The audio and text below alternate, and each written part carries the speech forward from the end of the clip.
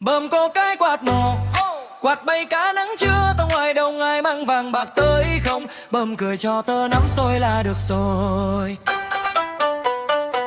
Chiều quê gió thổi hàng câu, lũ trẻ ngồi kín bờ ao nghe bà kể bao chuyện cũ ngày xa. Có anh bơm nốc mà ai cũng thương, về ngân đo rước sân trường, khói cơm bay giữa con đường tuổi thơ, tiếng cười vang ca.